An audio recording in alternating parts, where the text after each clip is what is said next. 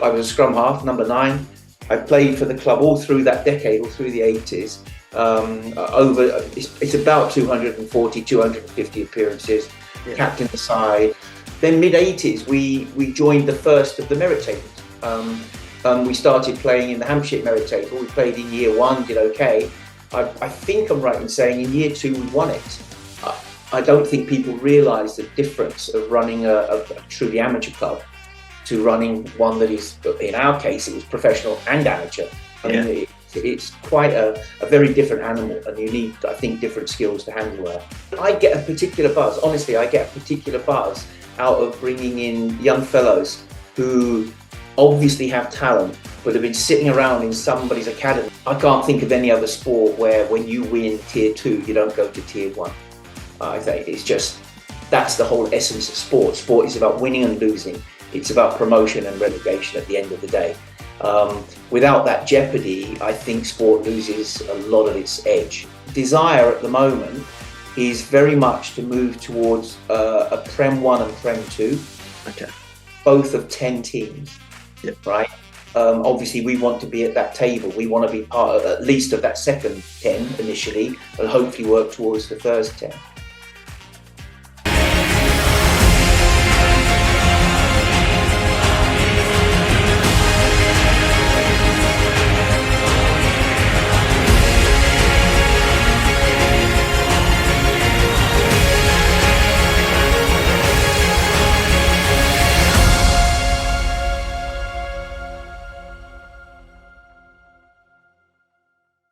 Hello and welcome to a brand new episode of Sportscast Jersey. Today we are joined by Mark Morgan. How are you doing today, Mark? I am very well, thank you. It's another sunny day in beautiful Jersey, so I'm great, thanks. Yeah, can't complain at all. We're going to talk about Jersey Reds and the success they've had this season, eventually. But what I want to do first is take it back and talk about a bit about your rugby career. What were your first kind of memories when you were a little child, or when you first started playing? Yeah, well, I'm a Bedfordshire boy, so Bedford Blues, they weren't called Bedford Blues in those days, but Bedford Blues were my closest rugby team. But I went to school in a small country village, and didn't even know what rugby was. It didn't exist until I went to a grammar school at age 11. And it was such a wonderful eye opener to be involved in the great game of rugby. So that's my first memory. I think probably like a lot of people, I then played for the school. I got into Colts rugby at a local club, and went to university and played there for 3 or 4 years. Then you get out into the big wide world, and I started playing for a club called Merton in South London for a few years, and then moved to Jersey in 1981. We moved over in the August of that year, and 3 things happened to me in that summer. One, I got married, which is the main reason for coming here. I'm still married to the same lovely Jersey lady now. Secondly, I started working for a company called Citibank, and I ended up working for that company for 30 odd years before I retired. And the third thing is I started playing rugby for the island. So I was a scrum half, number 9. I played for the club all through that decade, all through the 80s. It's about 240, 250 appearances, captain the side, 7 Siam Cups in that time. So yeah, that's where it is. And then we moved away in 1990 for a job in Singapore, actually. And I decided that was probably a good time to save my body and stop playing rugby at that point. So that's my plotted history. Was when you first started playing, was it love at first sight, or did you just instantly think, this is the sport for me, this is what I love doing? Yeah, weirdly, yes. And I say weirdly because I'm not a big person now. But when I was a teenager, I was a very, very small person. I've got an old passport from when I was about 14 showing that I was 4'5" at the time. So I was playing rugby at that time, and obviously a lot smaller than a lot of the other lads. But I also always had a lot of pace. I was always quick. And I think fear makes you faster even. So I think with speed and fear on my side, I fell in love with the game immediately and loved every second of it. Yeah. Let's touch on your jersey, playing for Jersey. Obviously the Siams are huge, huge days and experiences, but playing for Jersey side, what are your favourite memories aside from the Siams, let's say? Um, well, it was quite fun in the very early stages because this was even before merit tables, let alone leagues. There was nothing, so you literally every game was a friendly. And so for the first team in Jersey, we really relied on visiting sides coming over. And if you've ever, I'm sure you have been up to the clubhouse, you'll see all the plaques around the clubhouse there. Well, that's a sort of relic of those times. And you can imagine we'd be really busy early season, pre-season, people coming over. You know, you'd be pretty busy around Easter and late season, but it was a bit sparse in between, and we really had to struggle to find fixtures. But they were great times because obviously everybody coming over here was here for fun, and there was nothing on the line. It was just rugby for fun in those days. Then mid-80s, we joined the first of the merit tables. We started playing in the Hampshire merit table. We played in year one, did okay. I think I'm right in saying in year two we won it. Yeah. So quite early on, Jersey was saying, you know, we quite like winning stuff, so let's see what we can do here. So they were great times. And really, I think they were the main memories. But obviously, every season revolved around the Siam for us. That's the be all and end all then. Yeah. How big was it back? Has it changed much or Siam wise, or was it just massive back then as well? Do you know, you always kind of think it was massive. I think it's bigger now. When I Yeah. look at obviously COVID aside, when I look at the sort of crowds we've had over the past several years, it feels to me bigger. I think it's been added to by the addition of our women, Yeah. you know, women both sides. I think that's made given it a different feel and also a different depth on the day. So I'd say it's probably bigger than ever, and long may that last. It's a great occasion. Yeah, definitely. When moving away from playing, you came back to Jersey and joined the board in 2015. Yeah, sorry, in 2015. Yeah. Was that was as vice chairman, and then you eventually became chairman in years to come? Was that an easy decision to come back into rugby? Well, once we decided to move back to Jersey for retirement, I don't think there was any question we wouldn't. It was obvious to me that a place that I could slot back in, let's call it, because I've been away for 25 years. It was a long Yeah, time we were off the island. But a lot of the lads that I played rugby with back in those days were now running the club. I mean, Bill Dempsey was, you know, club captain back in those days, and there he was running the club at the time. And a lot of other people that I played with were around. So it was an easy transition for me, actually. Um, and I felt that I could add some value from my years of business experience, particularly as at that time they'd sort of made the break into the professional leagues. And I don't think people realise the difference of running a truly amateur club to running one that is, in our case, it was professional and amateur. I yeah, mean, it's quite a very different animal, and you need, I think, different skills to handle that. yeah, definitely. And obviously, there was that journey over well, the last 10 years. It's been a massive journey for the club. Um, how can you describe that, and both by running the club behind the scenes, what are the key differences that you've noticed? Um, I think we've always tried to be measured, right? So we in the last few years, yes, we've said we would like to be as good as we could be, you know, win the championship by 2025. That was our initial aim. But we've never done that by overspending. We've had budgets, we've stuck to those budgets. And I think we've been extremely fortunate to have a really fantastic director of rugby. Harvey has been absolutely outstanding. And having worked with him now for 7 years, I know it probably sounds a bit patronising, and it's not meant to be, but I've seen him grow in that time. Not only as on the rugby side, but on the commercial side, the understanding of what it takes to finance and run a rugby club. So I think we've just been very lucky, and I've had some great people to work with. I mean, the board that I've got around me at the moment are just outstanding individuals. Um, all of them, all of us, I should say, we all work for free. We all do it for nothing. And everybody, to a man, puts in a tremendous amount of work. So it's a combination of just having the right kind of people around, the right leadership, and we've hired really, really well over those years in terms of players. Yeah, and let's talk about the players and the on the pitch development and rise as well. Just when you look back 10 years, obviously great people, John Brennan and co playing for the club, to come to see the growth over the years on the pitch and the results, and just how good has that been? Just to kind of not sit back because you'll be stressed. I saw you Yeah, on yeah. Saturday and the last two Saturdays, but just to sit back and watch that development. Well, it's amazing. I get a particular buzz. Honestly, I get a particular buzz out of bringing in young fellows who obviously have talent, but have been sitting around in somebody's academy somewhere, literally playing no rugby, and just watching them take off. And I've got so many examples. I mean, probably one of the best is Kieran Hardy. Kieran was, scrubbing around playing third, fourth tier rugby in Wales, but with obvious potential.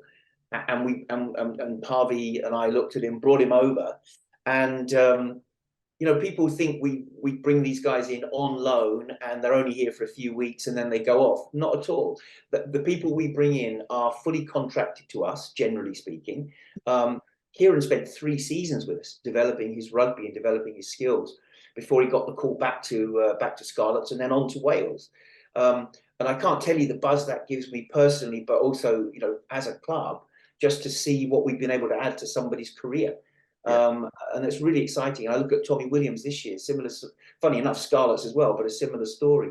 James Dunn will be going back to Bristol and playing at another level. And it really is quite frustrating to me that, and we maybe get onto this later, but the RFU don't understand the value of what we as a club, but we as a championship do in terms of bringing these young guys through. And I've said this many times before. I don't care if it's banking or car mechanics or rugby. If you're not doing your job, how do you learn your skills? Yeah. Sitting around on the side of a rugby pitch week in and week out doesn't take you anywhere. And we've proven that time and time again, I think, at the club. Yeah, definitely, definitely. Talk about the coaches you've had in this year as well. Rob Webber, you had Tom Williams alongside Harvey as well, and all the backroom staff. Just how good a job have they done this season? Well, let's talk about Tom and Rob first of all, because everybody's done an outstanding job. These guys I just wanted to mention because in both cases they'd never coached at this level before we appointed them. Now, Rob obviously has amazing credentials. He's an England international, 200 and God knows how many Premiership games. And he'd done a little bit of coaching while he was playing at Sale, a bit of coaching at junior level, got his badges and so on and so forth. Tom similarly was actually a player with us, as you'll remember, having played at Cardiff previously. And both exhibited a desire to really extend themselves and learn the skills of a senior level coach, elite level coach. And neither have disappointed at all. I think they've been outstanding. And I say that not just because of what we see on the pitch, but I get a lot of feedback from parents of guys that have been here. So parents that have been, and I keep using this example because it's what we do, where their kids have been sitting around playing no rugby, literally going nowhere for years. They come here, they see them just take off to another level. And then I talk to them, and their boys are telling them that the coaching they're receiving here at Jersey is better than any they've had, even at more senior Premiership clubs. Yeah. So I think that speaks volumes. It's not just me saying that, it's the youngsters themselves that are really benefiting from this and recognizing the difference. So you've got those two guys, obviously under the guidance of Harvey, who's got a wealth of experience. But I think the whole group back there are, in my opinion, they're Premiership ready, all of them. Sam Handy's done a brilliant job on strength and conditioning and sort of leading the medical side. We've got top class physios, we've got top class analysts. And again, if people haven't been exposed to a professional setup, they perhaps don't realize just how many people there are behind the scene making this whole thing work on the rugby side. So yeah, I think they've all been brilliant. They've all been dedicated. and their enthusiasm has been infectious. And I think that's shown, in the performances we've had. Yeah, it's all about building the right environment, and I think Yeah. they've certainly done that. Let's talk about the season then. Um, Mm. I keep on hearing you in interviews saying at Christmas you thought, yeah, we could do this. This is realistic.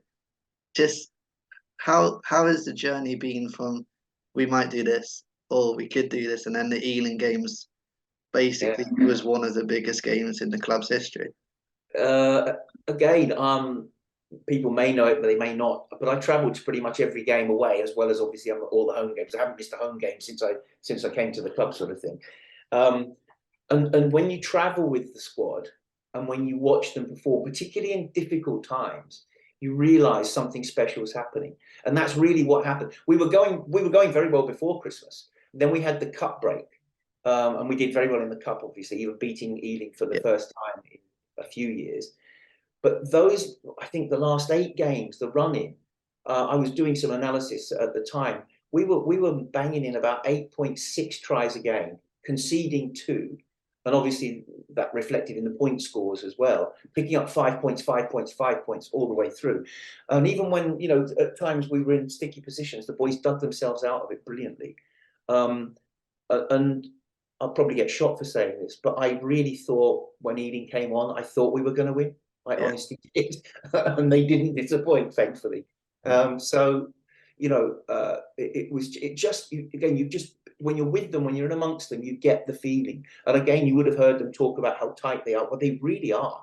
It's an incredibly tight group, and sometimes in groups you have a couple of people who might just upset the apple cart a little bit, through their temperament, through their mood, through their behavior. We've had none of that whatsoever. They've yeah, been amazing. So that's why I felt confident saying, at Christmas, I honestly did feel that it was on, it was a possibility. yeah, definitely. Let's talk about Ealing game. Um, how tense or how nervous were you before the game, Funny, isn't it? I was probably most tense for the Bedford game, Bedford? which Yeah, was the week before. And the reason I say that is because Goldington Road is a heck of a place to go and play rugby. They'd lost once all season at home, and that was to Ealing. And it wasn't by much, it was 8 or 9 points, I think. And if you've never been there, it's a very typical rugby town. They don't have a football team. It's all about the rugby. And a Saturday afternoon at Goldington Road is red hot. And they really bay after the opposition blood. yeah, So I thought that was, to me, the hardest, because if we didn't win that, the Ealing game meant yeah, nothing anyway. So yeah, that to me was the big game. Now moving then into the Ealing game, I felt, and the players would never say this, but I'm sure they felt great about the fact that they were playing at home, yeah, where we hadn't lost for 14 months, by the way. Um, that got the Bedford game out of the way, and pretty dominantly at the end of the day. So I'm sure they felt, we can do this. This is our patch. We're dominant on our patch, and we're ready for this. And having beaten Ealing in the last outing, yeah, I'm sure they felt great about it. So yeah, it was nervy, obviously, but I never felt we weren't going to win that game yeah, at any time during it. So that was really great. And then obviously it made the Ampthill game even more important, as it were. yeah, But the boys put that to bed brilliantly. yeah. Fantastic. I was at both those last two games, and what I found, well, obviously the boys were brilliant, but the fans, especially in the last 10 minutes of that Ealing game, like you say, because it was at home, that's the push that kind of helped them go over the line. And a quick word on the fans for yourself, just how good have they been? It's an old sports cliche, isn't it? In football, the 12th man, or rugby, the 16th man, whatever. But it's so true. And I just talked about Goldington Road. That's what gets them over the line half the time. There is just the crowd behind them, and they are very, very diehard Blue fans. Yeah, And it made a wonderful difference, I think, particularly at Ealing. Because everyone knows the history, and they wanted us to get over the line, and you can't take it for granted. But having beaten Ealing, people would assume we're going to be at Ampthill, right? So to have over 3,000 people there was fantastic, and to double that again the next week, 2007, the next week, was wonderful. What I hope from that is that they're obviously our averages have been about 12, 50, something like that for the season. So there were an awful lot of people at those 2 games who haven't been coming regularly. And I just hope that some of them realised what they've been missing. Yeah. And that, you can get that kind of excitement week in and week out with the Reds. We play a great, expansive game of rugby. We're scoring lots of tries, left, right, and centre. And if that can add 200-300 to each game next season, fantastic. That'll be great. Yeah, for sure. Obviously the kind of sour note, or the kind of kick in the teeth I see it as, is that there's no promotion, and I think it's even worse that there's no prize money personally as well. Do you want to talk about that, and how obviously you kind of knew it was going to happen already, but how disappointing is it? Tremendously disappointing. Tremendously disappointing. And I think, sad to say, it's an example of poor leadership within the English game. I'm talking specifically about the English game. Poor leadership within our game. I can't think of any other sport where when you win tier 2, you don't go to tier 1. I think it's just, that's the whole essence of sport. Sport is about winning and losing. It's about promotion and relegation at the end of the day. Without that jeopardy, I think sport loses a lot of its edge, So I think it's tremendously disappointing. I think it's disappointing for a number of reasons, and not least of all because I think the reason that we, Ealing and others, couldn't go up were the wrong reasons. Yeah. It doesn't matter, frankly, that I don't have a 10,000 stadium. I don't need a 10,000 stadium in Jersey. Honestly, when am I ever going to use half of that? Look at half of the Premiership teams right now. They don't get more than 4,000 or 5,000 a game. Yeah. Why do they need a 10,000 stand? Did you know this? Maybe you or your listeners know this, maybe you don't. To go into the Premiership football, right? Premiership football, you only need 5,000 stadium. Did you know that? No, I didn't know that. No. There you are. So what are we doing? We're focused on entirely the wrong things. Why aren't they focused on a club that has been building over a number of years, has had tremendous success in developing young players? Since my time, we've sent over 45 players up to the Premiership or equivalent, URC or wherever. I mean, that's a lot of people, That's 3 teams. Yeah. These are things that people should be focused on. Where were they when Worcester and Wasps went bust? Now, I know it's not their fault. They didn't, that they spent the money badly. But where was the oversight? Yeah. Where was the governance? Why was it allowed to get to this point? As you and I talk today, the London Irish guys haven't been paid still for last month. Yeah. And there's a huge amount of doubt now as to whether that's going to follow Worcester and Wasps. And we know because we played with them and talked to them. There are problems at several other of the Premiership clubs. So it's not unknown. So why wasn't the focus there instead of worrying about us having to have a 10,000 stadium, which we'd never fill? Why isn't the focus on English rugby? When English rugby for the last 3 seasons has been woeful. I'm talking specifically in terms of the Six Nations performance. I can't remember the order, but we've been 3rd, 4th and 5th in the last 3 years. That's unacceptable for the largest union, the most wealthy union in the world. Yeah. Why aren't they focused on that? So to me, they're focused on entirely the wrong things. They're more worried about ring fencing the Premiership or making it very difficult to get part of that club instead of rewarding teams like us and Ealing, who have gone out of our way to develop great young players and great teams. Yeah, totally agree. Has there been discussions with them to see if their headspace is going to change, their opinion's going to change? Maybe not this season, but in other seasons. So yes is the answer. There's a lot of discussions going on. The elite tier of the sport, so I'm talking 1 and 2, right, Premiership and Championship, is governed by something called the Professional Game Agreement, the PGA. The PGA is signed up on 4-year blocks. Next season is the last season of the current block. And that's why you're probably hearing a lot of discussion of some restructuring at the end of next season. And I was on a call this morning with Bill Sweeney and some other senior guys from the RFU, and the desire at the moment is very much to move towards a Prem 1 and Prem 2, okay, both of 10 teams, right? Obviously, we want to be at that table. We want to be part of, at least of that second 10 initially, and hopefully work towards the first 10. But it will all depend on funding and a degree of equity between how the guys in Prem 1 are paid, and we're paid nothing virtually now, but how both of us are paid. So I think there is a lot that they're looking at there. I've made the point strongly in those meetings that the minimum standard criteria, which basically the ground size and all of those things, should not be the focus. It's the wrong focus. Get the money into the clubs, let them develop these players, develop their teams, and see what they could do. I think that's the focus that we need. So yes, there is discussion going on, and I do believe there will be a restructure, and I want to be at the table when that happens. Yeah, for sure. How important is that for Jersey Reds? Because at the moment, maybe for those looking in or what have you, that you're at championship, you've won the championship, and then you're like kind of stuck in the championship. Yeah. How important is that for the future for Jersey Reds then? I think it's very important because in terms of simple things like recruitment, what are we selling? Yeah. Right. Great. You want to win the championship again? Okay, that's good. Let's go for that. And you will get a lot of lads signed up for that, but that's still not taking you to the next level. And we can't hire and deliver at the same level as a team that's got an £8 million salary cap, for example. We just can't.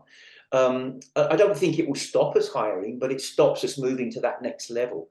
And rightly so. Why would somebody come here if they've got the opportunity to go to Bath and play at that next level? Yeah. So it's very important to us. But I think more than important to us, I think it's important to the sport. Going back to what I was talking about earlier, the integrity of sport is all about the jeopardy of demotion or promotion, winning or losing. And I think, I repeat myself, but I think you lose a lot when you take that away from a game. Yeah, I agree totally. Let's go back to the Reds. Obviously, season's not over. Got a big semi-final tomorrow night. How good would it be to add another trophy?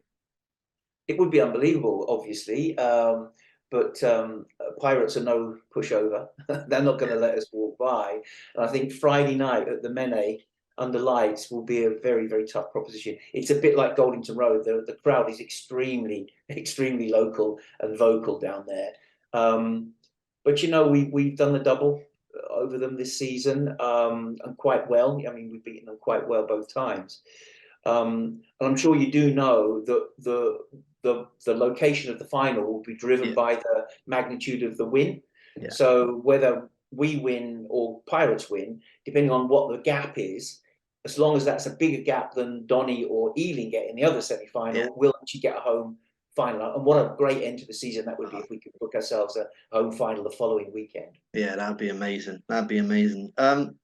One big event coming up this weekend is the Siam, of course, at home.